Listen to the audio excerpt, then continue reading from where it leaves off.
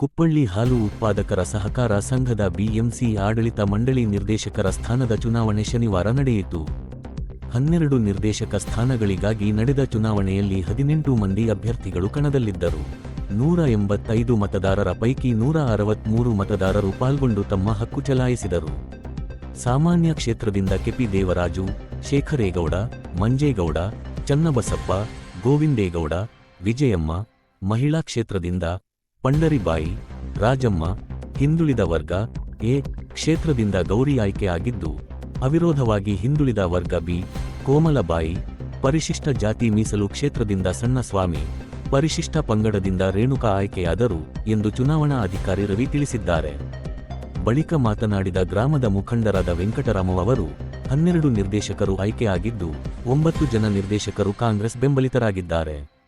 ಶಾಸಕರಾದ ಡಿ ರವಿಶಂಕರ್ ಹಾಗೂ 9 ಜನ ನಿರ್ದೇಶಕರಿಗೆ ಅಭಿನಂದನೆಗಳನ್ನು ಸಲ್ಲಿಸುತ್ತೇನೆ. ಮುಂದಿನ ದಿನಗಳಲ್ಲಿ ಹಾಲು ಉತ್ಪಾದಕರ ಸಹಕಾರ ಸಂಘವನ್ನು ಅಭಿವೃದ್ಧಿ ಮಾಡುವತ್ತ ಗಮನ ಹರಿಸಬೇಕು ಹಾಗೂ ಷೇರುದಾರರಿಗೆ ಡೈರಿಯಿಂದ ಬರುವ ಸೌಲಭ್ಯವನ್ನು ನೀಡಬೇಕೆಂದು ತಿಳಿಸಿದರು. ಇದೇ ಸಂದರ್ಭದಲ್ಲಿ ರವಿಕುಮಾರ್, ಪ್ರಕಾಶ್, ಗೋವಿಂದೇಗೌಡ, ಧರ್ಮ, ಸ್ವಾಮಿಗೌಡ, ಹನುಮಂತೇಗೌಡ, ವೆಂಕಟರಾಮೇಗೌಡ, ವೆಂಕಟಲಕ್ಷ್ಮಮ್ಮ, ಮಾದೇವ ಶೆಟ್ಟಿ, ಭಗವಂತರಾವ್, ಮಹಾದೇವ ಶೆಟ್ಟಿ, ನಿಂಗರಾಜ್ ಶೆಟ್ಟಿ, ಗುಡ್ಡಪ್ಪ ಪೂಜಾರಿ, ಜವರನಾಯಕ, ಅಣ್ಣೇಗೌಡ, ಮೂಡ್ಲಿಲೇಗೌಡ, ಕುಮಾರೇಗೌಡ ಸೇರಿದಂತೆ ಇನ್ನಿತರರು ಹಾಜರಿದ್ದರು. RJ news Karnataka.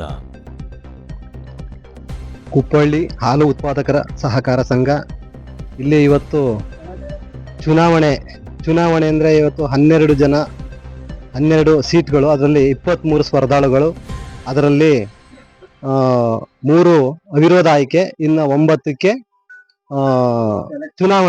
ಚುನಾವಣೆಯಲ್ಲಿ ಇವತ್ತು ನಮ್ಮ ಪರವಾಗಿ 8 ಸೀಟುಗಳು ಸ್ಪರ್ಧಾಳುಗಳಲ್ಲಿ ವಿಜೇತರಾಗಿದ್ದಾರೆ.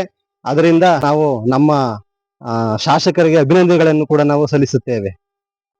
ಗ್ರಾಮದ ಮುಖಂಡರುಗಳು ಹಾಗೂ ನಮ್ಮ ಯುವಕರು, ಮಹಿಳೆಯರು, ಪುರುಷರು ಎಲ್ರಿಗೂ ಕೂಡ ನಾನು ನನ್ನ ವಂದನೆಗಳನ್ನು ಸಲ್ಲಿಸಿ ನಮ್ಮ ಗ್ರಾಮದ ಪರವಾಗಿ ಮತ್ತೆ ನಮ್ಮ ಹಾಲು ಉತ್ಪಾದಕರನ್ನ ಇನ್ನೂ ಅಭಿವೃದ್ಧಿಯಾಗಿ ಬೆಳಿಬೇಕು, ಮತ್ತೆ ನಮ್ಮ ಮುಂದಿನ ಬರುವಂತ ಯಾವುದೇ ಒಂದು ಅಭಿವೃದ್ಧಿಗಳನ್ನ ಇಲ್ಲಿಗೆ ತಂದು ನಾವು ಎಲ್ಲಾ ಫಲಾನುಭವಿಗಳಿಗೆ ಸಮ್ಮುಖವಾಗಿ ಎಲ್ಲರಿಗೂ ಸಹ ಮುಖವಾಗಿ ಅವರಿಗೆ ಸಲ್ಲಿಸ್ತಕ್ಕಂಥದ್ದನ್ನ ನಾವು ಮಾಡುತ್ತೇವೆ. ಮತ್ತೆ ಮುಂದಿನ ದಿನಗಳಲ್ಲಿ ನಮ್ಮ ಕಾಂಗ್ರೆಸ್ MLA ರವಿಶಂಕರ್ ಆದಂತ ಅವರು ಏನು ಇದಕ್ಕೆ ಆಗ್ಬೇಕು ಅದನ್ನ ಅವರಿಂದ ಆಗ್ಬೇಕಾದಂತ ಕೆಲಸ ಕಾರ್ಯಗಳನ್ನ ನಾವು ಅಭಿವೃದ್ಧಿ ಪಡಿಸ್ತೇವೆ.